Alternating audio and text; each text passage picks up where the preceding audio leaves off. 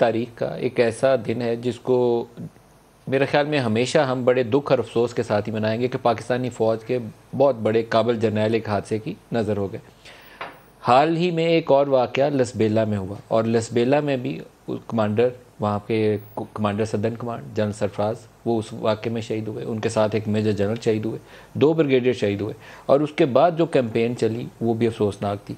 तो जनरल ज़ियाउल हक साहब के साहबजादे इजाज़ुल हक साहब आज हमारे साथ हैं, तो आज के दिन की मुनासबत से भी इनसे बात करेंगे। लेकिन ये जो लसबेला के बाद जो कुछ हुआ, मुझे लगा है कि ये जो तफरीक थी ना, पोलराइजेशन थी, उसमें मज़ीद इजाफा हो गया, बढ़ोतरी आ गई है। इसके ऊपर आप क्या कहते हैं? जी बिस्मिल्लाहिर्रहमानिर्रहीम, बहुत शुक्रिया। और आपके तमाम जो साथ बैठे हुए हैं उनको भी मेरा सलाम दें। जो 17 अगस्त 1988 को हुआ, एक बहुत बड़ी हाई कमांड जो थी आर्म्ड फोर्सेस की और कुछ एयर फोर्स के भी बीच में लोग थे, 29 ऑल टुगेदर जिनको शहीद किया गया, जिसमें पाकिस्तान के president, chief of army staff, chairman joint chief of staff committee, chief of general staff, Ijazul Haq साहब, आपने जो जुमला बोला है सर, आपने जुमला बोला है कि उनको शहीद किया गया, किसने शहीद किया? जी जी, देखिए इस पे तो कोई दो राय है नहीं कि पाकिस्तान और अमेरिका की जो जॉइंट एयरफोर्स की टीम्स बनी थी, जिसके 357 पेजेस में से 37 पेजेस जो थे जिसमें वो जिस थी, वो सदर ग़ुलाम इसाक़ ख़ान ने रिलीज़ भी किए और टीवी पे आकर उसका ज़िक्र भी किया। और बाय प्रोसेस ऑफ एलिमिनेशन उन लोगों ने ये साबित किया कि ये कोई एक्सीडेंट नहीं था, कोई टेक्निकल फॉल्ट नहीं था, ये सैबोटाज था। तो इसका मतलब कि जब सैबोटाज का लफ्ज़ आ जाता है बीच में, और एक इतनी हाई जो इन्वेस्टिगेशन टीम होती है जिसमें अमेरिका की एयरफोर्स के अलग लोग थे, पाकिस्तान की एयरफोर्स के अलग लोग थे, जब उन्होंने ये कंक्लूजन की कि ये सैबोटाज था, तो फिर it is taken for granted कि वो सैबोटाज था। तो जब वो सैबोटाज हुआ तो उसके पीछे किसी का तो हाथ था ना, और फिर जिस तरह से उसको कवर अप किया गया, आपने कहा किसी का हाथ था, वो कौन था? इजाज़ुल हक साहब, ये 17 अगस्त 88 से लेकर आज तक देखिए हमने कुछ तो लर्न किया होगा ना, बहुत तवील अरसा, 34 साल का, कुछ तो सीखा होगा।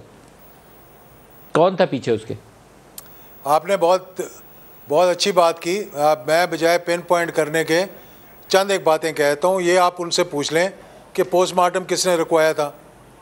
आप उनसे पूछ लें कि जब हर्बर्ट वॉसम का, ब्रिगेडियर जनरल हर्बर्ट वॉसम का और आर्नल्ड रफ़ेल का हो गया पोस्टमार्टम, जिनकी बॉडीज़ को हैंड ओवर किया, तो फिर अपने पाकिस्तानियों का पोस्टमार्टम क्यों नहीं होने दिया, उसकी रिपोर्ट क्यों नहीं सामने आई? एक तो ये मेरा सवाल है। दूसरा मेरा ये सवाल है कि according to the rules and regulations of FBI, अगर अमेरिकन किसी भी हादसे में इन्वॉल्व है, इतने सीनियर ऑफिसर्स, तो FBI has to go there within 72 hours. तो उसको ना भेजने के लिए किसी ना किसी को वीटो करना पड़ता है। तो वो किसने वीटो किया? वो कांग्रेस के आगे बात करते हुए उस वक्त के secretary of state George Schulz ने, जो उनके फॉरेन मिनिस्टर थे, उसने ये कहा कि जो 10 माह के बाद यहाँ पर आई FBI की टीम, और पहले नहीं आई वो, उससे पहले और आई भी तो कुछ ख़ास काम नहीं किया, तो उन्होंने कहा कि मैंने इसको वीटो किया था।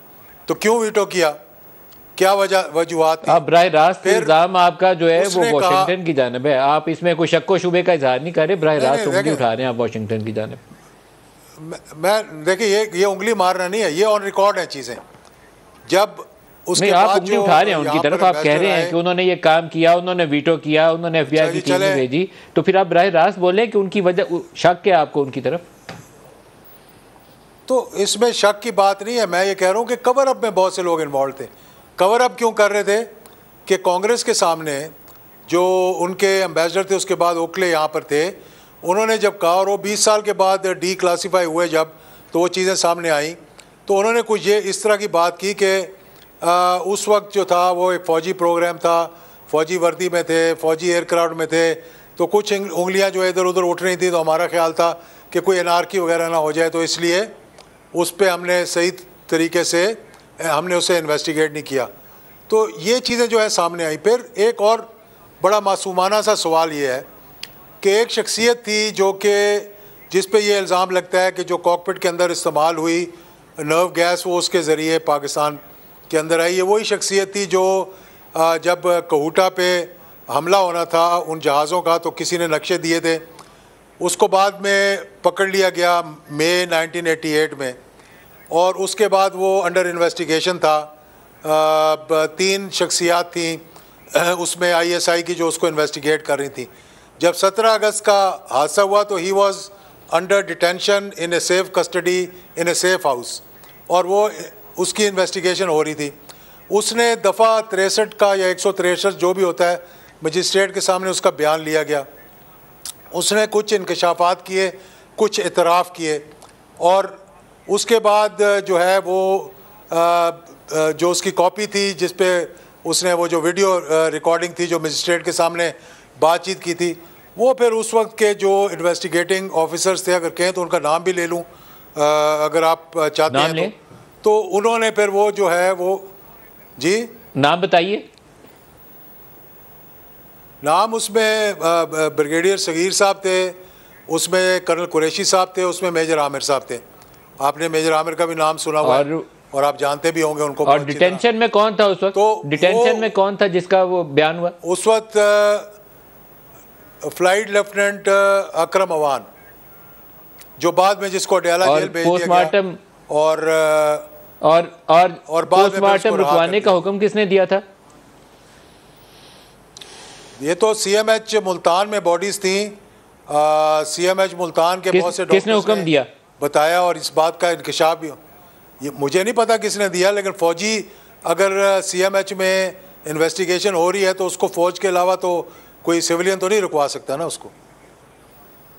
तो उस वक्त दूसरे में कमान में ये भी आप कह के मैं इल्जाम लगा रहा हूं। तो आपको जनरल बेग से पूछना चाहिए था, आपको जनरल बेग से पूछना चाहिए था। मैंने तो बहुत मरतबा पूछा, मैंने तो ये सवाल भी उनसे पूछा, मैंने ये भी पूछा कि अकरम अवान ने जो मजिस्ट्रेट के सामने बयान दिया था, कर्नल कुरैशी ने जब आपको वो ला के ओरिजिनल उसकी VCR की कॉपी दी तो आपने क्यों उनको कहा कि ये मेरे पास छोड़ जाएं ओरिजिनल डॉक्यूमेंट्स, और अभी ये वक्त नहीं है कि हम इसको आगे परसू करें, लेकिन वक्त आने पर हम इसको परसू करेंगे, और उन्होंने वो सब कुछ अपने पास रख लिया।